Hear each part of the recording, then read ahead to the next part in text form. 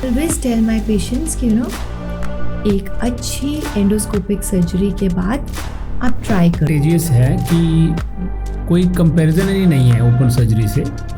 Open surgery में सिर्फ हम उस ऑर्गन तक ही जाते थे। लैप्रोस्कोपी में नाम इसका पिन होल है, but you can move your telescope 360 degree. हम आजकल देख रहे हैं कि problems of PCOS, endometriosis, fibroids, क्या आपको ऐसा लग रहा है कि ये प्रॉब्लम इन 25 ईयर्स में डू यू थिंक इसका कोई इंसिडेंस बढ़ा है, राइज हुआ है एज अ सर्जन?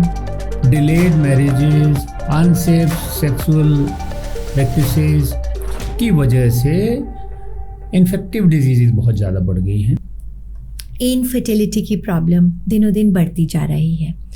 बहुत सारे लोग आज की डेट में IVF के लिए जा रहे हैं, बट एंडोस्कोपिक सर्जरी या सर्जरी भी बहुत सारी सिचुएशंस का स्मूथ हल हो सकता है, जहाँ पे हो सकता है कि IVF की ज़रूरत ना पड़े। तो आज हम अपने शो में लेके आए हैं डॉक्टर RK मेहता, जो कि एंडोस्कोपिक सर्जन है। 25 साल से इनफर्टिलिटी के लिए एंडोस्कोपिक सर्जरीज करते आ रहे हैं।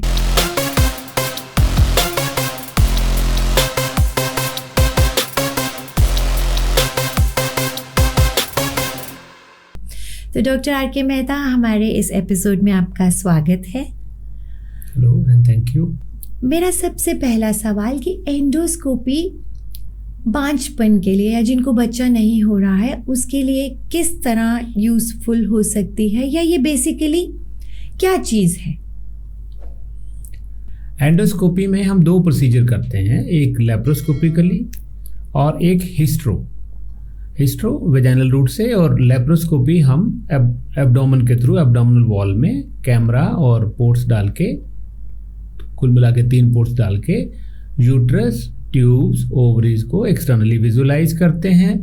और हिस्ट्रोस्कोपी में हम उसका इंटरनल एंडोमेट्रियम लाइनिंग, उसके अंदर की कोई प्रॉब्लम्स हैं, क्योंकि इससे house for the future baby, उसको हम जानना चाहते हैं कि उसमें क्या इश्यूज हैं। Doctor Mehta, what is the difference between laparoscopy या जो पहले ज़माने में सर्जरीज होती थी? मतलब आप उसको कैसे बोल सकते हैं कि वो उन सर्जरी से ज़्यादा एडवांटेजेस है, या व्हाट इज़ द डिफरेंस? बहुत सारे लोग इसको पिन होल सर्जरी बोलते हैं, कोई कैमरा सर्जरी बोलते हैं। तो लैप्रोस्कोपी, क्या डिफरेंस है इसका? और आप जब लैप्रोस्कोपी करते हैं तो इनफर्टिलिटी पेशेंट्स में क्या क्या प्रॉब्लम्स हैं जो आपको देखने में आती हैं? Very good. Laparoscopy is something जो इतने ज़्यादा एडवांटेजेस है कि कोई कंपैरिजन ही नहीं है ओपन सर्जरी से। ओपन सर्जरी में सिर्फ हम उस ऑर्गन तक ही जाते थे। लाइक हमें यूट्रस पे जाना है तो यूट्रस के ऊपर इंसिजन लगा के उस ऑर्गन को हम विजुलाइज कर सकते थे। लैप्रोस्कोपी में नाम इसका पिन होल है, but you can move your telescope 360 degree, you can look around. पूरा का पूरा एब्डोमेन आपके सामने रहता है, आप कुछ भी देख सकते हैं और उसको 20 टाइम्स मैग्नीफाइड। और आज के जो कैमराज हैं, all thanks to our biomedical engineers, इतने हाई क्वालिटी हैं, HD कैमराज हैं जो आप आजकल शूटिंग में या कहीं भी देख रहे हैं। उस लेवल के कैमराज में हम देख के सर्जरी करते हैं, जिसकी वजह से जो क्वालिटी ऑफ सर्जरी है it is Paramount, it is very very excellent. और रिजल्ट जो है हमारे प्रेडिक्टेबल हो गए हैं। पुराने ज़माने में सर्जरी का मतलब ऐसा होता था कि लोग घर से बोल के आते थे कि मैं सर्जरी कराने जा रहा हूँ, मेरी राम राम या हेलो, पता नहीं कितनी बड़ी कॉम्प्लिकेशन या क्या हो जाए। और आजकल हमें पता है कि आज सर्जरी कराने जा रहे हैं और परसों most likely I would be at home, और 5th डे 7th डे मैं काम पे मिलूँगा आपको। It has made it so simple. तो डॉक्टर मेहता, इनफर्टिलिटी स्पेशलिस्ट मैं भी हूँ, तो हम आजकल देख रहे हैं कि problems of PCOS, endometriosis, fibroids, ये सब तो देख ही रहे हैं। ट्यूबल कॉजेज ऑफ इनफर्टिलिटी भी बढ़ रहे हैं। तो मेरा एक ये सवाल है कि आपको 25 years of doing endoscopy and specially आपकी स्पेशलाइजेशन है, आप गायनी एंडोस्कोपी बहुत अच्छे करते हैं। तो क्या आपको ऐसा लग रहा है कि ये problems like fibroid, endometriosis, tubal blockage की इन 25 ईयर्स में डू यू थिंक इसका कोई इंसिडेंस बढ़ा है, राइज हुआ है as a surgeon? Definitely incidence बहुत ज़्यादा बढ़ा है।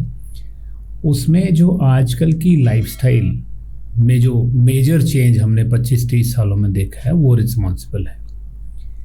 Sedentary lifestyle, overeating, lack of exercise, delayed marriages, unsafe sexual practices की वजह से इन्फेक्टिव डिजीज़ बहुत ज़्यादा बढ़ गई हैं। और कंजेनाइटल जो डिसऑर्डर्स हैं, जो इश्यूज जो पहले मिस आउट हो जाते थे, वो भी हमारे ऑन रिकॉर्ड आने लग गए हैं। लाइक पहले किसी के बच्चा नहीं हुआ तो कुछ कारण ही समझ नहीं आता था, तो आजकल हम उसके सेप्टम है, उसके अंदर कुछ एडिशंस हैं, कोई मालफॉर्मेशन कंजेनाइटल है, तो हम जान लेते हैं और उसको हम ट्रीट कर पाते हैं। वेरी ट्रू, आपने बिल्कुल सही कहा। Diseases like PCOS, endometriosis basically lifestyle diseases हैं और पिछले 2 डिकेड्स में सडनली इनमें इंक्रीज हुआ है। But touch wood, thanks to the advancement, इस लाइफस्टाइल ने हमें बहुत नई टेक्नोलॉजीज़ भी दी हैं, जिसकी वजह से जो आज से बहुत साल पहले लोग जब बच्चा नहीं होता था तो उनके पास सिर्फ एक अडॉप्शन ही रह जाता था, तो वो इस प्रोसीजर के लिए जा सकते हैं। तो बात करते हैं फाइब्रॉइड्स की। फाइब्रॉइड्स के बारे में आप क्या कहना चाहते हैं कि क्या प्री ऑपरेटिव इन्वेस्टिगेशन किसी को करनी चाहिए टू गेट डायग्नोज्ड, और आप सर्जिकल पॉइंट ऑफ व्यू से आपको कौन सी इन्वेस्टिगेशन है जो प्रेफर्ड है? लाइक MRI है, CT है, कलर डॉपलर है, 3D है। आप फाइब्रॉइड्स में क्या इन्वेस्टिगेशन सबसे ज़्यादा लाइक करते हैं? If you say only one, I would say 3D ultrasound. Okay. Is good enough. उससे हमें उसकी साइज, लोकेशन और इन रिलेशन टू एंडोमेट्रियम सब पता लग जाता है। नंबर ऑफ फाइब्रॉइड्स वो भी हम काउंट कर सकते हैं। If facility is available, one can go for MRI also, क्योंकि सॉफ्ट टिश्यूज़ के लिए it is better option definitely. तो डॉक्टर मेहता, बहुत ज़्यादा आप एक लैप्रोस्कोपिक सर्जन हैं, बट क्या आप हमेशा हर फाइब्रॉइड को ये बोलते हैं कि लैप्रोस्कोपिकली ही निकलवाना है, या समटाइम्स यू प्रेफर कि ओपन सर्जरी भी होनी चाहिए? मैं कन्वेंशनल सर्जरी से शुरू हुआ जब हम इस फील्ड में आए, फिर then I converted to laparoscopic surgeon, endoscopic surgeon. हमें डे 1 से ये सिखाया गया कि result of laparoscopic surgery, if they are better than open surgery, then you should go for laparoscopic surgery. अगर हमारे रिजल्ट कंप्रोमाइज हो रहे हैं बिकॉज ऑफ टेक्नोलॉजी, तो हमें उसमें नहीं जाना है। तो मेरा कहने का मतलब ये है कि बहुत दफ़ा you said कि what is best investigation? I would say best is tactile sensation. Best is fingers of the surgeon. उससे जो हम फील कर सकते हैं वो कोई टेक्नोलॉजी फील नहीं कर सकती।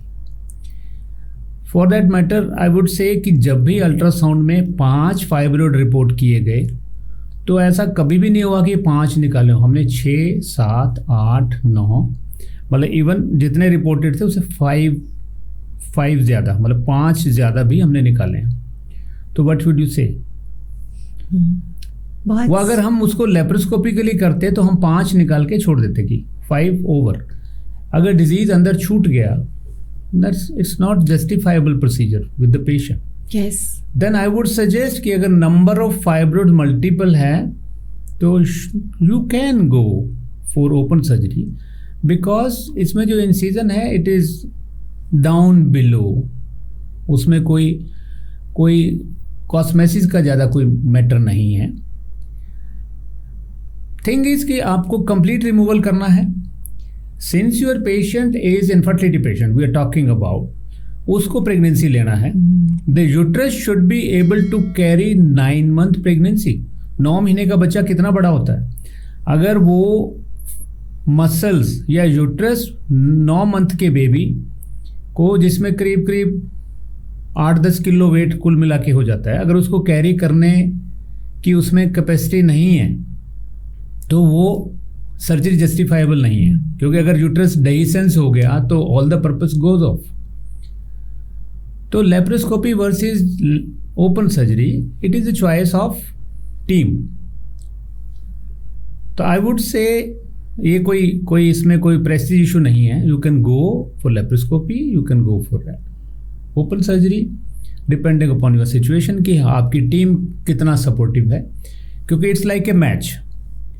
आपको मैच जीत के बाहर आना है उस दिन नहीं, 9 महीने बाद भी या 1-2 साल बाद भी, कि पेशेंट के घर में बेबी हो और आपको मिठाई का डब्बा देने आए और they should all be happy and should feel happy.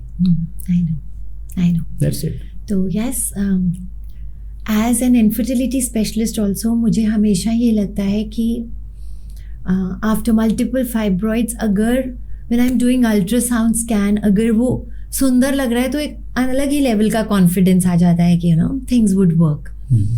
So I think you are absolutely right कि ये कोई ईगो इशू नहीं होना चाहिए कि ओपन सर्जरी और laparoscopic, the end result is the most important. Yes, absolutely. Endometriosis की जब मैं बात करती हूँ तो इवन इंटरनेशनल गाइडलाइंस ऑल्सो से कि एक एवरेज पेशेंट को to get diagnosed for endometriosis it takes approximately 11 years internationally. मैं हिंदुस्तान की बात नहीं कर रही, बिकॉज एंडोमेट्रियोसिस बहुत ज़्यादा मिस हो जाता है. ओनली ओवेरियन एंडोमेट्रियोसिस, जिसको हम एंडोमेट्रियोमा बोलते हैं, वो पता चल जाता है. And so many of our patients जिनको हम अनएक्सप्लेन्ड इनफर्टिलिटी बोलते हैं, वो एंडोमेट्रियोसिस होते हैं.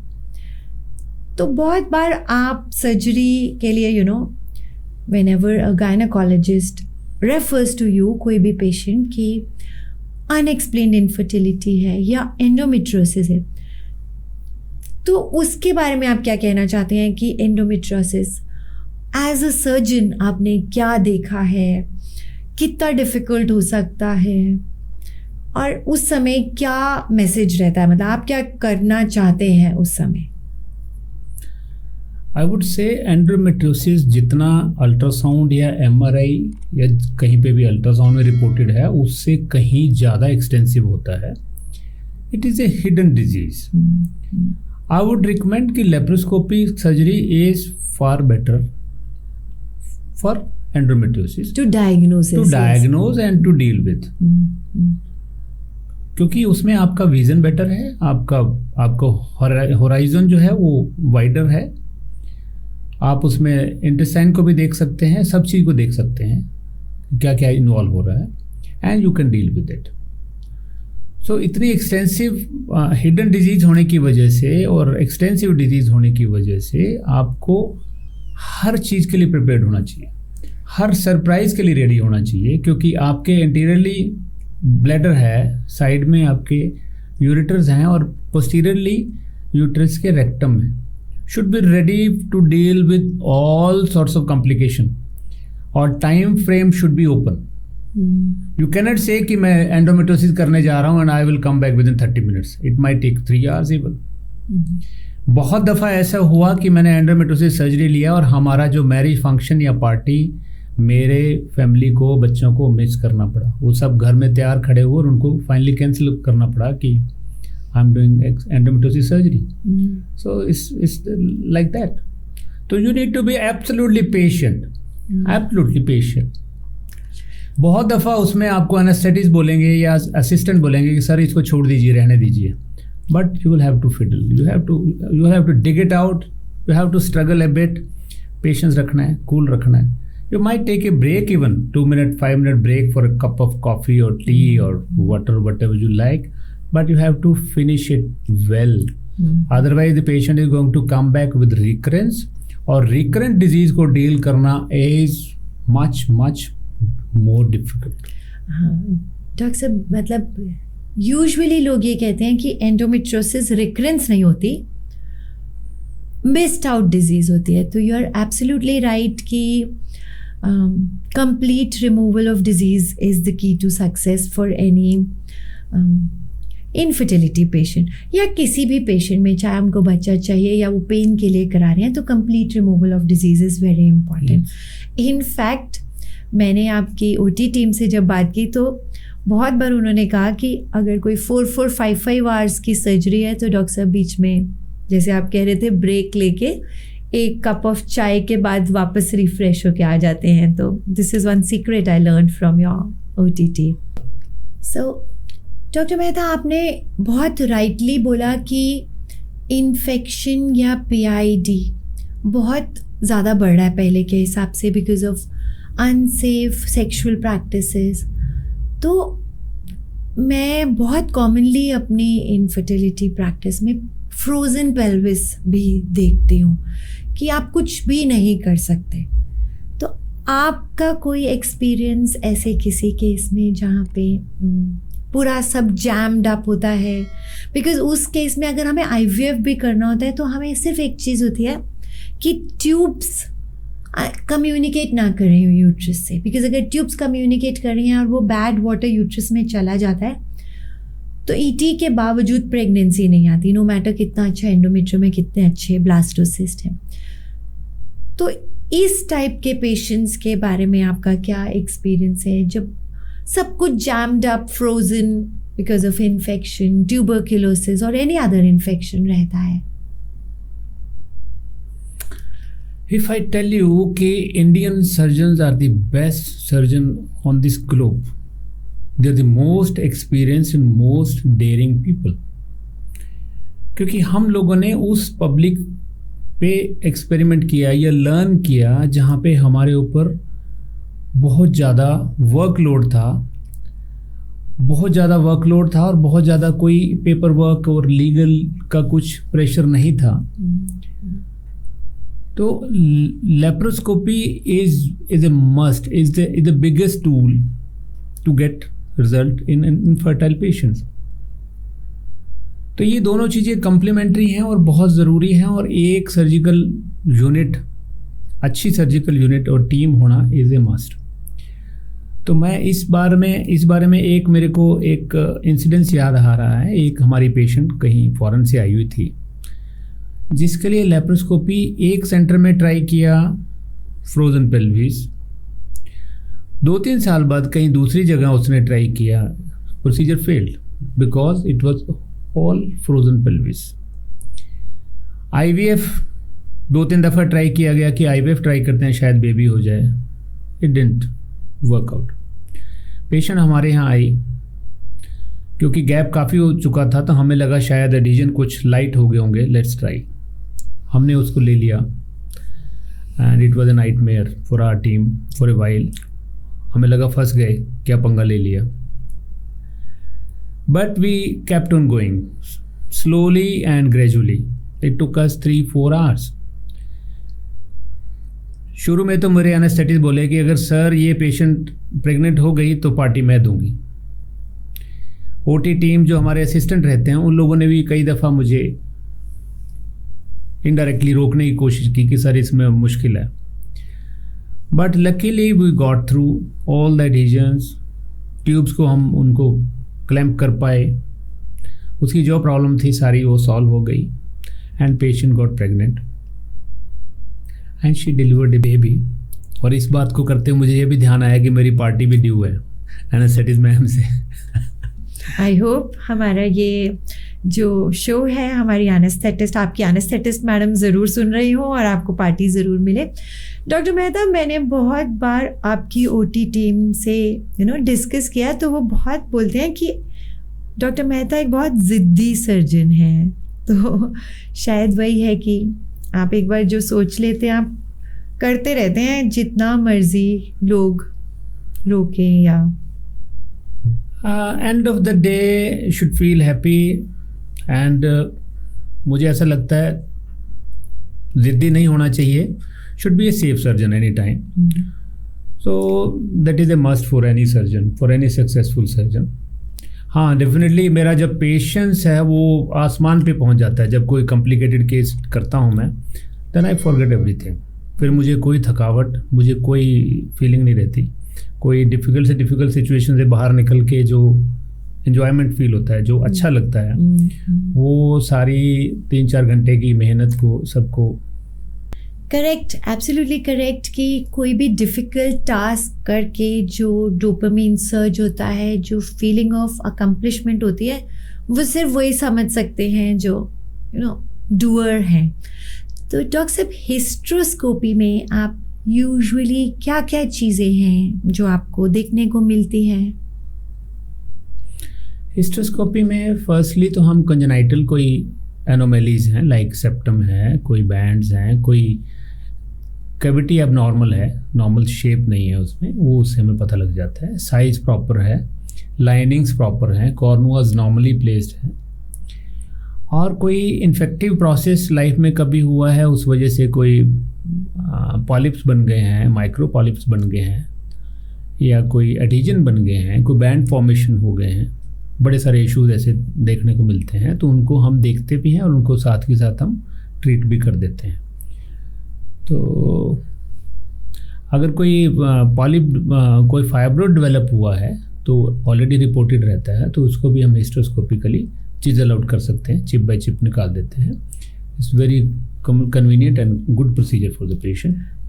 फॉर माय व्यूअर्स, कि एक हिस्ट्रोस्कोपिक सर्जरी के बाद क्या पेशेंट को स्टे करना ज़रूरी है, या कितने टाइम में डिस्चार्ज कर सकते हैं, और क्या रिकमेंडेशन है कि वो काम पे कितने टाइम में जा सकता है? सिंपल एक हिस्ट्रोस्कोपिक प्रोसीजर, एनीथिंग जिसमें कुछ भी हुआ है। आई वुड से अगर कोई डायग्नोस्टिक हिस्ट्रोस्कोपी हुआ है या कोई सिंपल पॉलिप वगैरह निकला है तो same day with in 2 hours patient को हम घर भेज देते हैं। अगर कोई बहुत एक्सटेंसिव प्रोसीजर हुआ है या कोई कॉम्प्लिकेशन एक्सपेक्टेड है तो मैक्सिमम ओवरनाइट उसको स्टे के लिए कहा भी जा सकता है। That's it. हम एशरमैन सिंड्रोम की बात कर रहे थे। यूजुअली ये सेकेंडरी टू इन्फेक्शन रहता है, या कभी कभी पोस्ट कोई प्रोसीजर किसी गायनोकोलॉजिस्ट ने किया है, जैसे किसी ने बहुत ज़्यादा थरो डीएनसी या एमटीपी किया, उसके बाद ही एशरमैन सिंड्रोम डेवलप हो जाता है, जिसमें पूरे यूट्रस में एडिशंस हैं। तो कुछ सर्जन्स लाइक करते हैं एक IUCD रखना या एक कॉपिटी रखना, और कुछ सर्जन्स नहीं भी रखते। I have seen both type of surgeons. तो आपका क्या इस चीज़ में टेक है कि रखना चाहिए, नहीं रखना चाहिए, and why? To my experience और मेरी जो सोच है, आई फील कि हर पेशेंट में एक्सटेंसिव सर्जरी, एक्सटेंसिव एडिसोलाइसिस के बाद एक कॉपर्टी रखना बेटर है। वो 3 तरीके से हेल्प करता है। You have place something between the 2 linings, it will prevent mechanically to have adhesions. Second, copper एक एंटीसेप्टिक है और एक एंटी इन्फ्लेमेटरी इसका वो रहता है, प्रॉपर्टी रहता है, तो जिस वजह से ये एडिशन फॉर्मेशन को प्रिवेंट करता है। तो putting a copper T for a month और 2 is a good deal always. अगर किसी भी पेशेंट को कोई लैप्रोस्कोपिक सर्जरी या कोई भी एंडोस्कोपिक सर्जरी करानी है, तो क्या प्री ऑप प्रिपरेशन होनी चाहिए? ऑपरेशन से पहले क्या क्या ध्यान रखने वाली चीज़ें हैं, एडवाइजेज हैं पेशेंट के लिए, या क्या प्री ऑप प्रिपरेशंस रहते हैं एक सर्जिकल सेटअप में? पेशेंट के लिए 2-3 बातें ध्यान रखनी जरूरी हैं। Overnight sleep is must, proper cleaning, hygiene, shaving should be done. कोई भी आपको ऑर्नामेंट्स नहीं पहनने हैं क्योंकि आपको एनर्जी सोर्स को वहाँ पे एक्टिवेट होना है। थर्डली आई वुड से कि बाउल शुड बी क्लियर। उसके लिए लेग्जेटिव लेना पड़े चाहे अनीमा करना पड़े, इट इज़ ए मस्ट। और सर्जिकल टीम और पेशेंट दोनों को ध्यान रखना है कि उनको कोई UTI वगैरह नहीं हो। अगर यूरिन में कुछ डिसयूरिया है, she has to tell the doctor, और उसका यूरिन कल्चर करा के एंटीबायोटिक लेकर ही उसको टेकअप करना चाहिए। और सर्जिकल टीम की बात कहूँ तो surgical team should be ready to deal with all the things like bladder anterior है, यूट्रस है बीच में और पीछे रेक्टम है। उन तीनों चीज़ों को हैंडल करने के लिए इक्विपमेंट्स और टीम रेडी रहना चाहिए। ओटी प्रॉपरली रेडी हो, एनेस्थेटिस्ट जीए या जो भी एनेस्थीसिया उनको देना है उसके लिए all things should be ready. क्योंकि सर्जरी में नहीं पता कि 5 मिनट में फिनिश होगा या 15 मिनट में होगा या 50 मिनट में होगा, should be it could be extended. तो एक्सटेंशन के लिए सारी एक फ्लेक्सिबिलिटी और उसके चीज़ें रेडी रहनी चाहिए। किसी भी पेशेंट जिसको लैप्रोस्कोपी करानी पड़ती है तो उसके लिए पोस्ट ऑपरेटिव क्या एडवाइजेस आप देना चाहते हैं कि कैसे उसकी रिकवरी फास्ट हो या उसको क्या करना चाहिए? Early mobility is a good thing. High protein और बैलेंस डाइट लेना तो चाहिए ही सबको, हर समय लेना चाहिए और पोस्ट ऑफ रिकवरी में तो बहुत ज़रूरी है। बाउल हैबिट्स रेगुलर रहें और यूरिन आपका बहुत अच्छे से फ्लो से पास हो रहा है और अच्छी एंटीबायोटिक टाइमली लें सो दैट आपको कोई इन्फेक्शन वगैरह नहीं हो। डॉक्टर मेहता, बहुत सारे पेशेंट्स का it's not just about laparoscopy but मैंने देखा है कि कोई भी सर्जरी के बाद एक बहुत कॉमन क्वेश्चन रहता है कि वो मिल्क ले सकते हैं कि नहीं ले सकते। बहुत सारे लोग सोचते हैं कि मिल्क लेने से शायद पस पड़ जाएगी या इन्फेक्शन हो जाएगा स्टिचेस में। तो इज इट ट्रूथ और इज इट अ मिथ? दूध पीने से पस बढ़ती है, ये एक मिथ है। जनरल पब्लिक दोनों के कलर को कंपेयर करती है, उनको लगता है कि दूध निकल रहा है, लाइक इट्स नॉट दूध, इट इज इन्फेक्शन। एंड दूध is the best food in the initial part of surgery, क्योंकि इनिशियल पार्ट में हमें लाइट फूड लेना है या लिक्विड लेना है। लिक्विड में अगर दूध में अगर हल्दी मिला के लेंगे तो haldi is anti inflammatory, antiseptic and a kind of steroid as well, natural steroid जो बॉडी को इम्यूनिटी देता है, बॉडी को एक हीलिंग को एक बूस्ट देता है। तो ये लेना अच्छी बात है। जो गोल्ड मिल्क है इससे beautiful thing in the initial part of 2, 3, 5, 7 days of your surgery time. So आज हमने बहुत सारे सवाल पूछे और बहुत सारे जवाब पाए laparoscopic surgeon doctor R K. Mehta से। आई होप आप लोगों के भी क्वेश्चंस के आंसर हो गए हों, नहीं तो आप हमें मैसेज कर सकते हैं ताकि हम कुछ और सवाल भी नेक्स्ट सेशन में डॉक्टर मेहता से पूछ सकें। मुझे एक सवाल जहन में आ रहा था कि हिस्ट्रोस्कोपी और लेप्रोस्कोपिक सर्जरी के कितने दिन बाद पेशेंट प्रेगनेंसी प्लान कर सकता है। Since I am a surgeon, मैं ऑब्स पेशेंट या इनफर्टिलिटी पेशेंट ओपीडी में डील ज़्यादा नहीं कर पाता हूँ। ओके, बहुत अच्छा क्वेश्चन है डॉक्टर मेहता। अगर कोई हिस्ट्रोस्कोपिक सर्जरी हुई है एक्सेप्ट फॉर एडिसियोलाइसिस जिसमें हमने आईयूसीडी डाली है, मैं उसको एब्स्टिनेंस बिल्कुल नहीं बोलती। यूजुअली एक hysteroscopic surgery I always plan just after periods like से 6-7 डे। और मेरे बहुत सारे पेशेंट्स सेम वेरी साइकिल में भी प्रेग्नेंट हो जाते हैं। सो हिस्ट्रोस्कोपिक सर्जरी में no abstinence. As far as laparoscopy is concern, अगर यूट्रस को हमने रिपेयर नहीं किया है, यानी कोई ऐसी मायोमेक्टमी नहीं हुई है जिसमें मुझे लग रहा है कि 1-2 महीने का टाइम चाहिए फॉर हीलिंग, तो मैं कभी भी गैप नहीं डालती। I always tell my patients कि एक अच्छी एंडोस्कोपिक सर्जरी के बाद आप ट्राई करो, और अगर वो प्रेग्नेंट हो जाता है तो मुझे कभी डर नहीं लगता। इनफैक्ट अगर कोई मायोमेक्टमी के बाद भी अगले साइकिल में स्पॉन्टेनियस प्रेगनेंसी लेके आता है, बिकॉज जब एम्ब्रियो छोटा होता है इट्स रियली लाइक 1 ड्रॉप, तो बाय द टाइम वो 6 वीक्स का 8 वीक्स का होगा तब तक हीलिंग इज कंप्लीट। सो मैंने कभी भी ऐसे कोई बहुत ज़्यादा कॉम्प्लिकेशन नहीं देखी है। सो माई टेक इज़ कि अगर आप कोई भी एंडोस्कोपिक सर्जरी कर रहे हैं, it's a fertility enhancing surgery, you should get pregnant as soon as possible. I think यही एक एंडोस्कोपिक सर्जरी का रिजल्ट है. मतलब आपका गिफ्ट ही यही है कि वो पेशेंट प्रेग्नेंट हो गया है. So it's okay, as soon as possible. Very good, thank you.